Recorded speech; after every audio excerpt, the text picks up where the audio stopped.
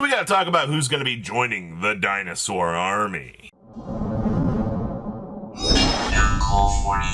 Make sure you guys smash the crap out of that subscribe button so you guys don't miss out more content. So Blazing Dominion, we will have box openings tomorrow. We will get the chance to discover what other things are lurking in the depths of this set. Because Blazing Dominion is acting like a pretty interesting set so far, which is actually kind of nice. Now, starting things off here, we have our first look at GMX Partner Selandea.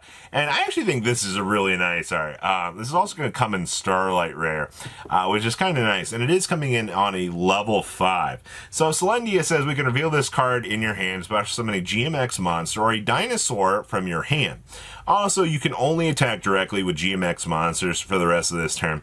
Such an interesting little sub-block. But if this card is special summoned by a monster effect, you can special summon a level 4 or lower GMX or dinosaur monster from your hand, graveyard, or banishment in defense position. The fact that this can generically loop back your misc, that was something that they were kind of emphasizing with this too. They wanted to give you the ability, like you've already performed your miscellaneous Ceratosaurus effect. Well, we're not going to give it back to you off of Britain Unlimited list for whatever reason. So we're going to give you the ability that if you want to spin it back off of Selandea here, you can actually do so.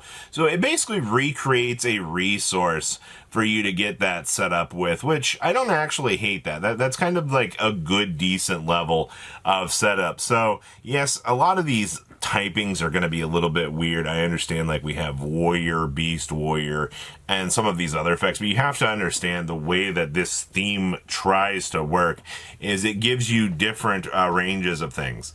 Next up here, we have Daneen. This is a level 6 fusion water monster, and honestly, I do think water was a pretty appropriate typing for this. Now, this is going to be return to Dino Daneen plus a dinosaur monster to make it. So you got to love when they're specifically naming these cards. So if this card is special summoned, it does not matter, fusion summon, revive from the graveyard, you are going to get the ability to add a GMX card from your deck to your hand, which is actually pretty good.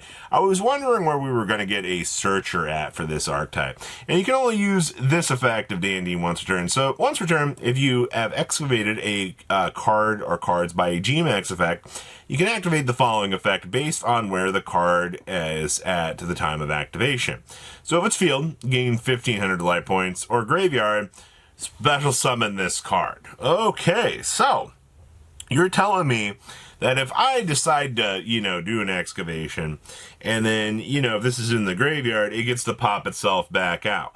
And then I can trigger the effect to search off of it reviving itself. This is going to be a card that is going to be a massive resource generator for this deck. And honestly, I think Konami did a pretty decent job with this one. I don't think anybody's going to complain about a dinosaur whose job is to regenerate resources and kind of keep the Congo line rolling of advantage for you to kind of keep things going. Now, this one I think this is the most Animorph looking thing that Konami could have actually printed. So this is the GMX Suppression Squad. And what I find really funny about this is it's a wind monster. I feel like this should have been Earth, but, Konami decided, you know what, this is fine. So if this card is in your hand and you control a GMX monster or a dinosaur monster, this is going to work generically, which is pretty good. We can special summon this card, and then we can target a face-up monster on the field. We can excavate the top cards of your deck until you have excavated a dinosaur monster, and then send that dinosaur monster to the graveyard. And if you do, the targeted monster becomes a dinosaur monster until the end of this turn, and then shuffle the rest into the deck. It's really funny because you get a special summon and excavate from the top of your deck until you find something, foolish burial it, and then you get to make something into a dinosaur. This works both offensively and defensively. I also like the fact that this is coming in on a 1900 stat line. They actually did really, really good for this card. And I actually do hope for like all the dinosaur players out there that are looking for a better card.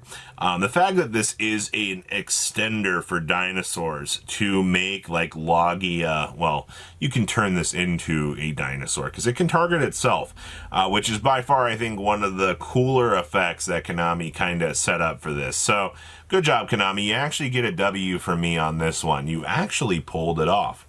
Next up is the GMX 55th Experiment Report. Don't worry, they gave you more broken fusion summon mechanics. So we can fusion summon a dinosaur fusion monster from your extra deck using monsters from your hand or field. Now, if your opponent controls a monster, you can also use a GMX monster in your deck as material. Say no more. Alright, during your main phase, we can banish this card from the graveyard to excavate the top cards of your deck until you excavate a GMX card.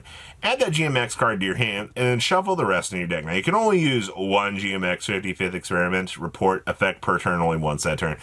It's so sad that we got a quick play fusion that we cannot use the excavation effect in the exact same turn.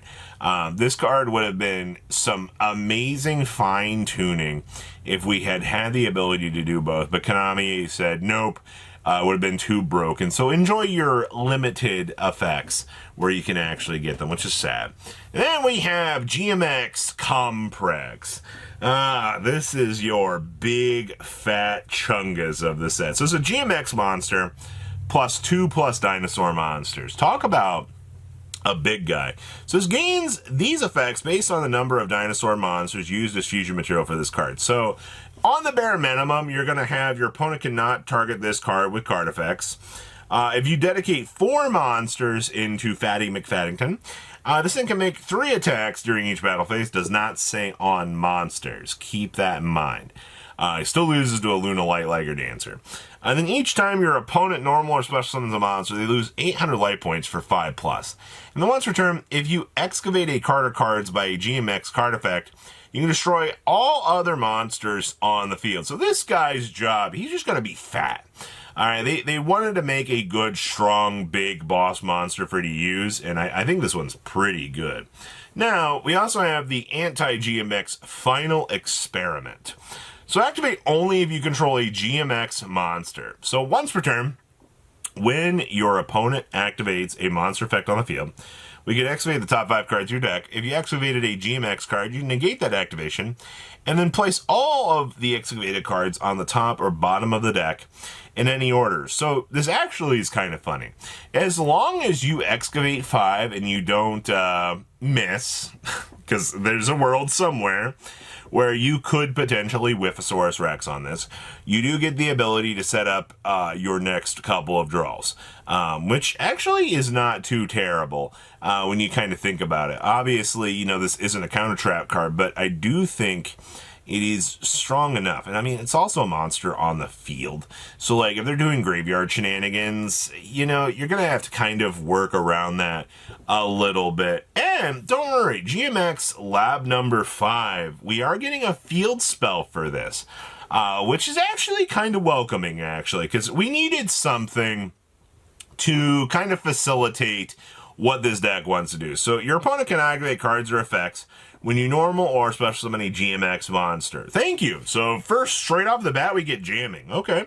Now, during your main phase, you can set a GMX spell and trap card from your deck, except for number 5, and then place a card from your hand on the top of the deck. Now, you can only use this effect of GMX Lab number 5 once per turn. So the goal of this is, okay, so I can pull out any card I need, and then I drew a dinosaur I don't want to see in my hand. I can go ahead and stack that dinosaur on the top of my deck to ensure that I'm not going to get clogged up on really bad cards. And I think this is fine. Having effects like this are going to work out a little bit better off so that, you know, you can at least kind of get your dinosaur bearings in order. Now, keep in mind, this is all we got for the dinosaur stuff. This is the end of wave 2 for this theme. I think there's a lot of very strong, cool cards here. I'm not going to deny you on that. I look forward to seeing, you know, what other crazy stuff's going to come out of this. I'm also kind of excited to see, you know, how the GMX Starlights are going to look, because that nice new report card I think is going to look very, very great with this set. But May 1st to the 3rd, next weekend, is going to be our premiere sets.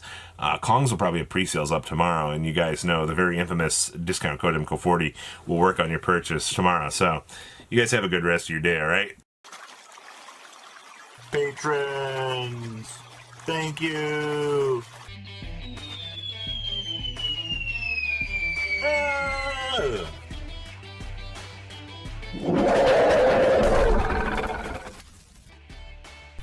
Thank you so much for watching. Check out these other videos.